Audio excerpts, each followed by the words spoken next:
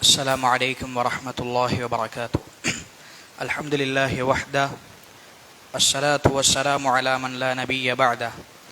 أما بعد فقد قال الله تعالى في القرآن الكريم محكم تنزيل بعد أعوذ بالله من الشيطان الرجيم بسم الله الرحمن الرحيم قل هو الله أحد الله الصمد لم يلد ولم يولد ولم يكن له كفوا أحد صدق الله العظيم. அல்ஹம்துலில்லாஹ். அல்லாஹ் சுப்ஹானஹு வ தஆலா ரமலானுடைய மாதத்தில் பல நல்ல அமல்கள் செய்யக்கூடிய சந்தர்ப்பம், அதிலும் அவனுடைய குர்ஆனோட அஹ்லுல் குர்ஆன், குர்ஆனுடன் தொடர்புள்ளவர்கள், குர்ஆன் உள்ளவர்கள், அப்படியான சந்தர்ப்பத்தை தந்திருக்கிறான். அதன் அமைவாக நாங்கள் இன்றைய தினம் பார்க்க இருக்கின்ற சூரா அல் குர்ஆனில் 91வது சூரா, அல் குர்ஆனில் வரக்கூடிய 91வது சூரா சூரத்து ஷம்ஸ்.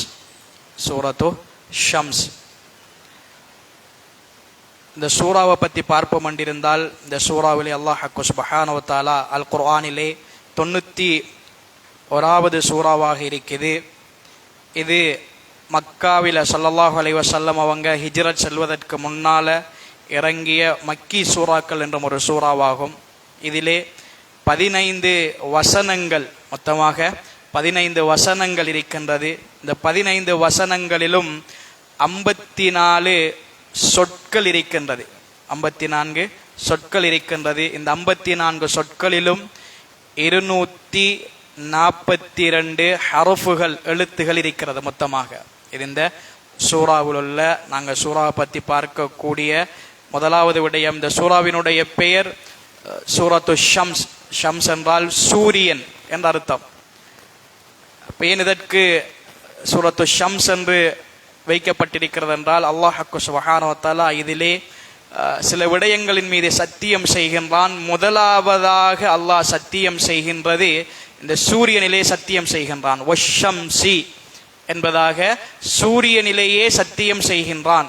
அதனால இதற்கு அதனையே சூரத்து ஷம்ஸ் என்பதாக பெயர் வைக்கப்பட்டிருக்கின்றது. இந்த சூரா நாங்கள் இதை எடுத்துக்கொள்வோம் என்று இருந்தால் பிரதானமாக 3 விடயங்களை பேசுகின்றது. முதலாவது, அல்லாஹ் சுப்ஹானஹு வ தஆலா இந்த சூறாவினுடைய ஆரம்பத்தில் சில வசனங்களில், 15 வசனங்களில் சுமார் 8-7 வசனங்களில் சத்தியம் செய்கின்றான். சில பொருட்களின் மீது சத்தியம் செய்கின்றான். அந்த சத்தியத்தை செய்ததன் பின்னர் இந்த உலகிலே ஆத்மாவாக மனிதனாக பிறந்திருக்கக்கூடிய ஒவ்வொரு மனிதனுக்கும் 2 விடயத்தை அல்லாஹ் சொல்கின்றான். அந்த 2 விடயத்தை சொல்வதற்காக வேண்டிதான் முன்னால் கூறப்பட்ட அத்தனை சத்தியங்களும். அந்த 7 ஆயத்துக்களிலும் சுமார் சுருக்கமாக சொல்ல போனால் 7 விடயங்களில், தெளிவாக விரிவாக பார்க்க போனால் 11 விடயங்களில் சத்தியம் செய்கின்றான். சத்தியம் செய்து 2 விடயத்தை இந்த மனிதர்களுக்கு கூறுகின்றான். ஒன்று, யாரு அல்லாஹ்வினுடைய கட்டளைகளை ஏற்று உள்ளத்தை பரிசுத்தப்படுத்திக் கொள்கின்றார்களோ, உள்ளத்தை தூய்மைப்படுத்திக் கொள்கின்றார்களோ அவர்கள் வெற்றி அடைந்து விட்டார்கள். யாரு அதற்கு மாற்றமாக உள்ளத்துக்கு அடிபணிந்து பாவங்களில் மூழ்கின்றார்களோ அவர்கள் நஷ்டமடைந்து விட்டார்கள் என்பதாக கூறிவிட்டு இறுதியாக அந்த சூறாவை முடிக்கின்றான். யாரு பாவங்கள்ல தன்னுடைய உள்ளங்களை போட்டு அல்லாஹ்வினுடைய சாபத்தையும் கோபத்தையும் சம்பாதித்தார்களோ அப்படியான சமூது கூட்டத்தாருடைய ஒரு சம்பவத்தை கூறி அல்லாஹ் இந்த சூறாவை முடிக்கின்றான். எனவே அதன் அமைவாக முதலாவது நாங்கள் இந்த சூறாவினுடைய தர்ஜுமா அதை பார்த்துக்கொள்வோம். 15 வசனங்கள் அல்லாஹ் ஆரம்பிக்கின்றான். பிஸ்மில்லாஹிர் ரஹ்மானிர் ரஹீம். வஷ்ஷம்ஸி வதுஹாஹா. ஷம்ஸ் என்றால் சூரியன். எனவே சூரியனின் மீது சத்தியமாக, இன்னும் வதுஹாஹா அந்த சூரியனுடைய பிரகாசத்தின் மீது சத்தியமாக, சூரியனுடைய வெளிச்சத்தின் மீது சத்தியமாக. வல் கமரி இதா தலாஹா அந்த சூரியனை தொடர்ந்ததாக வரக்கூடிய சந்திரனின் மீது சத்தியமாக. மூன்றாவதாக வன்னஹாரி இதா ஜல்லாஹா, அந்த சூரியனுடைய பிரகாசத்தை வெளிச்சத்தை முழுமையாக்கி கொடுக்கக்கூடிய, அதனை வெளிப்படுத்தக்கூடிய அந்த பகல் பொழுதின் மீது சத்தியமாக, வல்லைலி இதா யக்ஷாஹா, அந்த சூரியனை மறைக்கக்கூடிய இரவின் மீது சத்தியமாக, வஸ்ஸமாஇ, வானத்தின் மீது சத்தியமாக, வமா பனாஹா, அந்த வானத்தை உருவாக்கிய அமைத்த இறைவனின் மீது சத்தியமாக, வல் அர்தி, பூமியின் மீது சத்தியமாக, வமா தஹாஹா, அந்த பூமியை விரித்த அந்த இறைவனின் மீது சத்தியமாக, வனஃப்ஸி வமா ஸவ்வாஹா, இந்த உலகத்திலே ஆத்மாவாக உள்ள ஒவ்வொரு ஆத்மாவின் மீது சத்தியமாக, வமா ஸவ்வாஹா, அந்த ஆத்மாவை செப்பனே படைத்த அந்த இறைவனின் மீது சத்தியமாக படைத்து, ஃபஅல்ஹமஹா ஃபுஜூரஹா வ தக்வாஹா, இந்த உலகிலே எது நல்ல விடயம் எது கெட்ட விடயம் என்று அந்த ஆத்மாவுக்கு கற்றுக் கொடுத்த அந்த இறைவனின் மீது சத்தியமாக என்ன சொல்கின்றான்? கத் அஃப்லஹ மன் ஸக்காஹா.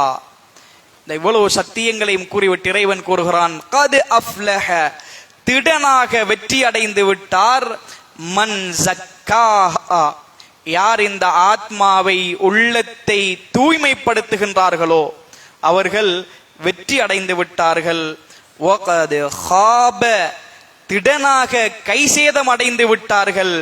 மன் தஸ்ஸாஹா, யார் அந்த ஆத்மாவுக்கு அடிபணிந்து பாவங்களில் மூழ்கின்றார்களோ அவர்கள் கைசேதம் அடைந்து விட்டார்கள். கஸ்ஸபத் ஸமூது பிதக்வாஹா, சமூது கூட்டத்தார்கள் அவர்களுடைய வரம்பு மீறல் பாவங்களை கொண்டு அவர்களுடைய நபி சாலிஹ் அலைஹிஸ்ஸலாம் அவர்களை பொய்ப்பித்தார்கள். இதிம் பஅஸ அஷ்காஹா, அவர்களிலே நடந்த ஒரு சம்பவத்தை அல்லாஹ் கூறுகின்றான். அவர்கள் எவ்வாறு பொய்ப்பித்தார்கள்?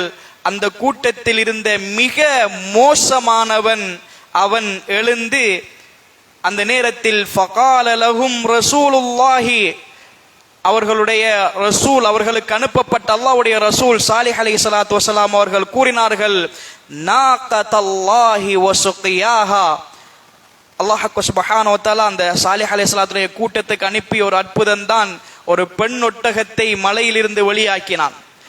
அதனை அல்லாஹ் கூறுகின்றான், சாலிஹ் அலைஹிஸ்ஸலாம் அவர்கள் கூறினார்கள், இந்த பெண் ஒட்டகத்துக்கும் அது நீர் குடிக்கின்ற அந்த நீருக்கும் அது நீர் குடிக்க வருகின்ற அந்த தவணைக்கும் நீங்க எந்த தீங்குகளும் செய்ய வேண்டாம் என்பதாக அந்த ரசூல் அவர்களுக்கு கூறினார். என்றாலும் ஃபகذبوஹு, அந்த ரசூலை அவர்கள் பொய்ப்பித்தார்கள். பொய்ப்பித்து ஃபஅகரூஹா, அதனை அந்த ஒட்டகத்தினுடைய ஒரு நரம்பை அவர்கள் வெட்டினார்கள், அல்லது அந்த ஒட்டகத்தை அவர்கள் கொலை செய்தார்கள். فَدَمْدَمَ عَلَيْهِمْ رَبُّهُمْ بِذَنْبِهِمْ فَسَوَّاهَا, அவர்கள் செய்த இந்த பாவத்துக்காக வேண்டி இறைவன் அவர்களின் மீது வேதனையை இறக்கி அவர்களை ஃபஸவ்வாஹா, தரைமட்டமாக்கி விட்டான். வலா யகாஃபு உகுபாஹா, அவர்களுக்கு இவ்வாறு தண்டனை கொடுத்ததனால் இறைவன் அவனுக்கு எதுகும் கெடுதிகள், அவனை யாராவது பழி வாங்கி விடுவார்கள் என்பதாக இறைவன் பயப்பட மாட்டான் என்பதாக இந்த சூறாவை அல்லாஹ் பேசி முடிக்கின்றான். அன்பானவர்களே, இந்த சூரா முதலாவது ஆரம்பத்தில் சத்தியம் பண்ணக்கூடிய அந்த 7 விடயங்கள், இறைவன் அல் குர்ஆன் என்பதை ஆரம்பத்திலே அல்லாஹ் கூறிட்டான், அலிஃப் லாம் மீம் ஸாலிகல் கிதாப் லா ரைப ஃபீஹ், இது உண்மையான வேதமாகும், இது சந்தேகமே கிடையாது. இறைவனுடைய பேச்சு அது பொய் அல்ல. அவ்வாறு இருந்தும் இத்தனை சத்தியங்கள், ஒரு சத்தியம் அல்ல 11 சத்தியங்கள், அதுவும் சத்தியம் பண்ணக்கூடிய ஒவ்வொரு விடயங்களும் இறைவனுடைய ஒவ்வொரு அத்தாட்சிகள். முதலாவது வஷம்சி, சூரியனின் மீது சத்தியமாக. சூரியன் என்பது இறைவனுடைய ஒரு அத்தாட்சி. அது உதித்தாலும் உதிக்காவிட்டாலும் இறைவனுடைய ஒரு அத்தாட்சி. இந்த சூரியன் என்பது இதனை பற்றி எத்தனையோ விளக்கங்கள் என்று எத்தனையோ கண்டுபிடிப்புகள் என்று வந்து கொண்டே இருக்கிறது. இறைவனுடைய மிக பிரம்மாண்டமான படைப்பு. சூரியன் பூமியில் இருந்து அண்ணளவாக சுமார் 150 மில்லியன் கிலோமீட்டர் தூரத்தில் இருக்குது. 150 மில்லியன் கிலோமீட்டர் தூரத்தில் இருக்குது அண்ணளவாக. இப்படியான தூரத்தில் இருந்து நாங்க அந்த சூரியன்ல எவ்வளவோ பயன்கள் அடைகிறோம். இந்த சூரியன்ல இருந்து அவ்வளவு தூரத்தில் இருக்கக்கூடிய அந்த ஒளி, சூரியனுடைய ஒளி இந்த பூமிக்கு வருவதற்கு வெறும் 8 நிமிடங்கள் 500 செகண்ட் எடுக்குது. இப்படியெல்லாம் இந்த சூரியன்ல எத்தனையோ அத்தாட்சிகள் இறைவன் வைத்திருக்கின்றான். இப்படியாக அத்தாட்சியாக இருக்கக்கூடிய இந்த சூரியனில் இறைவன் முதலாவது சத்தியம் செய்கின்றான். இரண்டாவது அந்த சூரியனுடைய பிரகாசம். நாங்க எவ்வளவுதான் எங்கட எலக்ட்ரிக்கை பயன்படுத்தி நாங்க எவ்வளவுதான் வெளிச்சங்களை ஏற்படுத்தினாலும் இந்த சூரியன் எங்களுக்கு வெளிச்சம் தாரத போல ஒரு செகண்ட், ஒரு நிமிடம் எங்களுக்கு அந்த வெளிச்சத்தை உருவாக்க இயலுமா? எத்தனை கோடி பணம் செலவழிச்சாலும் முடியாது. எனவே அதனுடைய பிரகாசம் என்பது அதுவும் இறைவனுடைய ஒரு அத்தாட்சி. சூரியனுடைய நாங்க சூரியன் சூடு என்பதாக செல்கின்றோம், அதனோடு இருக்கக்கூடிய அந்த பிரகாசமும் இப்படியாக அதனுடைய பிரகாசம் என்பதும் அதுவும் இறைவனுடைய ஒரு அத்தாட்சியாக இருந்து கொண்டிருக்கிறது. இரண்டாவது சந்திரன் ஒல் கமர், இதுவும் இறைவனுடைய ஒரு அத்தாட்சி. சந்திரனுக்கு சுயமான ஒரு ஒளி கிடையாது. சூரியனில் இருந்து வரக்கூடிய ஒளியை எடுத்து அது அடுத்தவர்களுக்கு வழங்கக்கூடியது. அதனால் தான் அதனுடைய ஒளியை பற்றி அல்லாஹ் பேசவில்லை. முன்னால் சூரியன் அதனுடைய வெளிச்சத்தின் மீது என்றாலும் ஒல் கமரி அதனுடைய வெளிச்சம் என்பதாக அல்லாஹ் சத்தியம் பண்ணவில்லை. என்றால் சந்திரனுக்கு சுயமான ஒரு ஒளி கிடையாது என்பதனால். மூன்றாவது சத்தியம் இறைவன் செய்யக்கூடியது ஒன்னஹார், பகலின் மீது சத்தியமாக. பகல் என்பது இறைவன் அல்லாஹ் பேசுகின்றான், இந்த பகலை நாங்கள் அவ்வாறே தொடர்ச்சியாக வைத்து விட்டால் உங்களுக்கு இரவை கொண்டு வருவது யாரு? இந்த இரவை தொடர்ச்சியானதாக நாங்கள் வைத்து விட்டால் பகலை கொண்டு வருவது யாரு? இப்படியெல்லாம் அல்லாஹ் சவால் விட்டு எங்களிடத்தில் பேசக்கூடிய அத்தாட்சிகளில் ஒன்றுதான் இந்த இரவு பகல். இப்படியான பிரம்மாண்டமான மகத்துவமான இறைவனுடைய படைப்பில் இரவு பகல் அல்லாஹ் சத்தியம் செய்கின்றான். அடுத்ததாக அல்லாஹ் சத்தியம் செய்கிறது வஸ்ஸமா, வானம். சுப்ஹானல்லாஹ். இந்த இடத்துல ஒரு பேனா, ஒரு குச்சி, எந்த தூணும் இல்லாம எந்த பிடிமானமும் இல்லாம இந்த இடத்துல நிக்கிதாமாண்டா இன்றைக்கு எத்தனை பேர் லைன்ல நின்று பார்ப்போம், அதிசயமா பார்ப்போம். ஒரு பேனா உண்டு இந்த இடத்துல சும்மா நிக்குதாம், எந்த பிடிமானமும் இல்லாண்டா எத்தனை பேர் போவோம். டிக்கெட் கொடுத்தாவது பார்ப்போம், காசு கொடுத்தாவது பார்ப்போம். ஆனா இவ்வளவு பிரம்மாண்டமான வானம் அது எந்த தூணும் இல்லாம நிக்குது. இறைவனுடைய அத்தாட்சி. இவ்வளவெல்லாம் சத்தியம் பண்ணிட்டு அல்லாஹ் வஸ்ஸமாஇ வமா பனாஹா, அந்த வானத்தை படைத்தவன் மீது சத்தியம் செய்கின்றான். சுப்ஹானல்லாஹ். அல்லாஹ் தன்னின் மீதே சத்தியம் செய்கின்றான். வல் அர்லி, பூமி, வமா தஹாஹா, அதனை விரித்து வைத்திருக்கின்ற விரித்த அந்த இறைவனின் மீது சத்தியமாக. இது எல்லா சத்தியங்களும் அதற்கு பின்னால் அந்த ஆத்மா, ஒவ்வொரு ஆத்மாவிலும் எத்தனையோ படிப்பினைகள் இருக்கின்றது. இதெல்லாம் சொல்லிட்டு அல்லாஹ் சொல்ல விஷயம் என்ன? கத் அஃப்லஹ மன் ஸக்காஹா. இதான் நாங்க இந்த சூறாவுல படிக்க வேண்டியது. இந்த 2 வசனம் தான். கத் அஃப்லஹ மன் ஸக்காஹா வகத் ஹாப மன் தஸ்ஸாஹா. இது 2 தான் நாங்க இந்த சூறாவுல படிக்கிறது. என்ன முதலாவது என்ன? கத் அஃப்லஹ. கது என்கிற இந்த வார்த்தை, இந்த ஹரஃப அரபியில பயன்படுத்துவாங்க எதற்கண்டா ஒரு விடயத்தை உறுதியாக சொல்லத்துக்கு. கது அஃப்லஹ, திடனாக வெற்றி அடைந்து விட்டார்கள். யாரு? மன் ஸக்காஹா, யார் இந்த உள்ளத்தை பரிசுத்தப்படுத்துகின்றார்களோ அவர்கள் வெற்றி அடைந்து விட்டார்கள். வகத் ஹாப, நஷ்டம் அடைந்து விட்டார்கள். நஷ்டம் அடைவார்கள், நஷ்டம் அடைந்து விட்டார்கள். இறந்த காலத்தில் அல்லாஹ் சொல்லான் வகத் ஹாப மன் தஸ்ஸாஹா. யார் இந்த ஆத்மாவுக்கு அடிபணிந்து பாவங்களில் மூழ்கின்றார்களோ அவர்கள் நஷ்டம் அடைந்து விட்டார்கள்.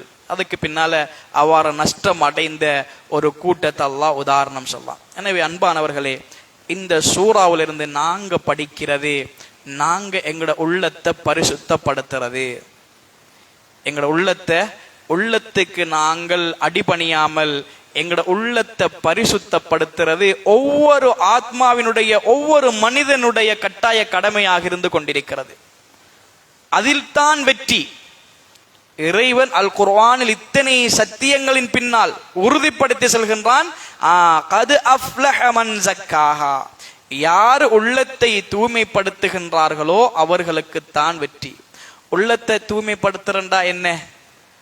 பாவங்கள்ல இருந்து உள்ளத்தை பாதுகாத்து நல்ல அமல்களை கொண்டு உள்ளத்தை அலங்கரித்தல். பாவமான காரியங்களிலிருந்து உள்ளத்தை தடுத்து பாதுகாத்து நல்லமல்களை கொண்டு இறைவன் விரும்பக்கூடிய மார்க்கத்தில் அனுமதிக்கப்பட்ட நல்லமல்களை கொண்டு உள்ளத்தை அலங்கரித்தல். இதுதான் தஸ்கியத்துன் நுஃபூஸ். ஸல்லல்லாஹு அலைஹி வஸல்லம் அது போன்றதற்கு முன்னால் வந்த நபிமார்கள் அனுப்பப்பட்ட நோக்கமே இந்த மனிதர்களுடைய உள்ளத்தை தூய்மை செய்வதுதான். அல்லாஹ் அல் குர்ஆனில் பல இடங்களில் பேசுகின்றான். ரசூல்மார்களை, நபியை அனுப்பியது இந்த மனிதர்களுடைய உள்ளத்தை தூய்மைப்படுத்த வேண்டும். எனவே இதுதான் முக்கிய குறிக்கோள். எனவே நாங்க இதை எடுத்துக்கொள்ளணும். என்னுடைய உள்ளத்தை நான் தூய்மைப்படுத்த வேண்டும். என்னுடைய அமல்கள், என்னிடந்து வெளியாகக்கூடிய அத்தனை அமல்களும் ஒரு உள்ளம் பரிசுத்தமான மனிதனுடைய அமல்கள் எவ்வாறு அமையுமோ அவ்வாறு தான் அமையும். அன்பானவர்களே, பாவங்களில் இருந்து பாதுகாக்கிறதுல தான் வெற்றி என்கிறோம், அதில் தான் வெற்றி. சில நேரம் பாவங்கள் செய்வதன் மூலமாக எங்களுக்கு நலவு இருக்கிறத போல விளங்கும். பிஸ்னஸ் செய்கிறோம், வியாபாரம் செய்கின்றோம், பொய் ஒரு பாவம்.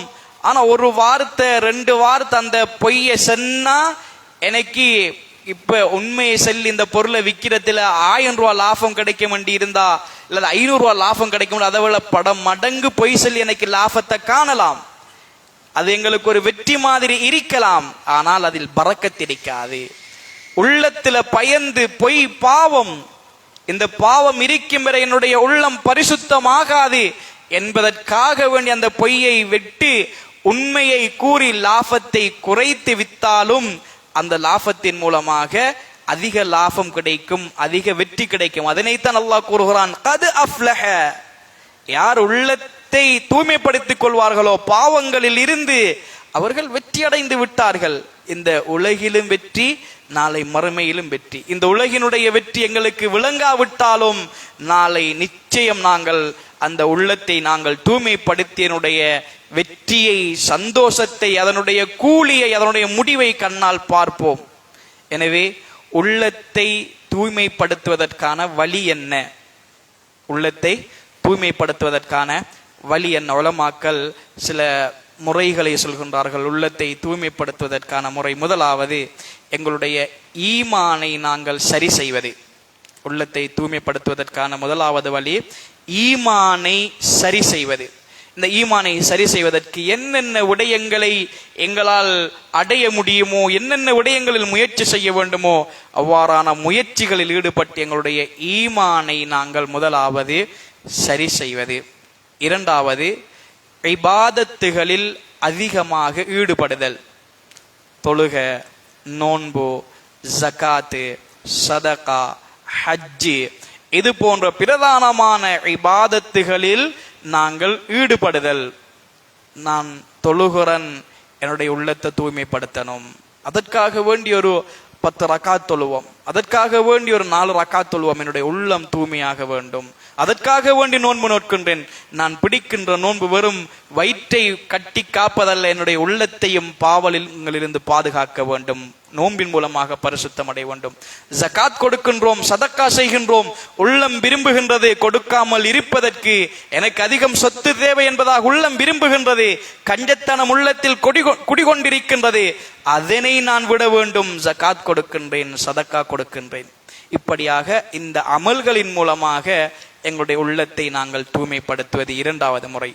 மூணாவது முறை உலமாக்கள் கூறுகின்றார்கள், அதிகமாக குர்ஆன் ஓதுவது, குர்ஆனோட தொடர்பு படுறது. அதிகமாக குர்ஆன் ஓத ஓத எங்களுடைய உள்ளம் இலகும், உள்ளத்தில கனிவுத்தன்மை வரும், மிருதுவான உள்ளம் பெறும், பாவங்கள் உள்ளங்களில் இருந்து போய்விடும். குர்ஆன் என்பது இறைவனுடைய ஒரு பிரகாசம். எனவே மூணாவது நாங்கள் உள்ளத்தை பரிசுத்தப்படுத்துவதற்கு செய்ய வேண்டியது அதிகமாக குர்ஆன் ஓதுவது. நாலாவது அதிகமாக துஆ இஸ்திக்ஃபாரில் ஈடுபடுவது. துஆ இஸ்திக்ஃபார், உள்ளத்தை தூய்மைப்படுத்துமாறும் உள்ளத்தினுடைய பாவங்களுக்காக வேண்டி உள்ளத்தால் இஸ்திக்ஃபார் செய்வது. ஐந்தாவது நாங்கள் குறைந்தது ஒரு நாளைக்கு ஒரு தடவையேனும் சுய விசாரணை செய்வது. முஹாசபா, முஹாசபத்துன் நஃப்ஸ். தூங்குறதுக்கு முன்னால படுக்கையில இருந்து இன்றைய தினம் நான் எழும்பினதில் இருந்து 4 மணிக்கு எழும்பினன், 5 மணிக்கு எழும்பினன், பெற்றுக்கு 10 மணி, இரவு 11 மணி 9 மணிக்கு வந்திருக்கிறேன். இவ்வளவு நேரத்துக்குள்ளேயும் என்னுடைய அமல்கள் என்ன அமல்கள் செஞ்சேன், இத்தனை மணித்தியாலங்கள் இன்னென்ன வேலை செஞ்சேன், இதில் எத்தனை அமல்கள் இறைவன் பொருந்தி கொள்ளக்கூடியது, எத்தனை அமல்கள் இறைவனுடைய கோபத்தையும் சாபத்தையும் எடுத்து வரக்கூடியது. இதனை நாங்கள் எங்களுடைய உள்ளத்தோட பேசணும், எங்களோட உள்ளத்தோட நாங்க பேசணும். இது மிகப்பெரிய ஒரு, எங்களோட உள்ளத்தை தூய்மைப்படுத்துவதற்கு மிகப்பெரிய ஒரு சாதனம். ஒவ்வொரு நாளும் முடியலையா, 2 நாளைக்கு ஒருக்கா, 3 நாள், குறைஞ்சது கிழமைக்கு ஒருக்காவது நாங்க உலமாக்கள் சொல்லாங்க, யாரு தொடர்ச்சியாக 40 நாட்கள் தன்னுடைய உள்ளத்தோட இவ்வாறு முஹாசபத்து நஃப்ஸ் செய்வாரோ அவர் ஒரு ஒளியுடைய இறை நேசருடைய அந்தஸ்தை அடைந்து விடுவார். அதனாலதான் எங்களுடைய சலஃபு சாலிஹீன்கள் அவர்கள் ஒவ்வொரு நாளும் செய்யக்கூடிய அமல்களை, பேசுற வார்த்தைகளை எழுதுவாங்க. எழுதி அதை இறுதியாக முஹாசபா செய்வார்கள். நான் செஞ்சது எது சரி, எது புல, எந்த வார்த்தை சரி, எந்த வார்த்தை புல என்பதாக முஹாசபா செய்வார்கள். எனவே அன்பானவர்களே, அல்லாஹ் சுப்ஹானஹு வ தஆலா இந்த சூறாவில் எங்களுக்கு கூறுவது, மனிதர்களுடைய ஆகிராவினுடைய உலகத்தினுடைய வெற்றி என்பது அது உள்ளத்தை பரிசுத்தப்படுத்துவதில் தான் இருக்கின்றது. சொத்துக்களை, செல்வங்களை, பட்டம் பதவிகளை ஒன்று சேர்ப்பதில் அல்ல. நஷ்டம் என்பது உள்ளத்துக்கு அடிபணிந்து பாவங்களில் ஈடுபடுவதில் உள்ளது. எனவே உள்ளத்தை தூய்மைப்படுத்துவதற்கு சில முறைகள். முதலாவது ஈமானை உறுதிப்படுத்திக் கொள்வது, இரண்டாவது அதிகமாக இபாதத்தில் ஈடுபடுவது, மூன்றாவது அதிகமாக குர்ஆன் திலாவத் செய்வது, நாலாவது துஆ இஸ்திக்ஃபார் செய்வது, ஐந்தாவது நாங்கள் சுய விசாரணை முஹாசபத்துன் நஃப்ஸ் செய்து கொள்வது. எனவே இந்த சூறாவை படித்தோம், இதிலிருந்து எங்களுடைய வாழ்க்கையை இந்த முறையில் அமைத்துக் கொள்வோம். அல்லாஹ் சுப்ஹானஹு வ தஆலா உள்ளத்தை பரிசுத்தப்படுத்தி அவன் கூறிய அந்த உண்மையான வெற்றியை அடைந்த நல்ல கூட்டத்தில் நம் அனைவரையும் சேர்த்தருள்வானாக. சுப்ஹானல்லாஹி வ பிஹம்திஹி, சுப்ஹானக்கல்லாஹி வ பிஹம்திக், அஷ்ஹது அல்லா இலாஹ இல்லா அன்த, அஸ்தக்ஃபிருக வ அத்தூபு இலைக். அஸ்ஸலாமு அலைக்கும் வ ரஹ்மத்துல்லாஹி வ பரகாத்துஹு. லுஹருடைய பின் சுன்னத்தை தொழாதவங்க தொழுது கொண்டு போங்க. அல்லாஹ் ரஹ்மத்.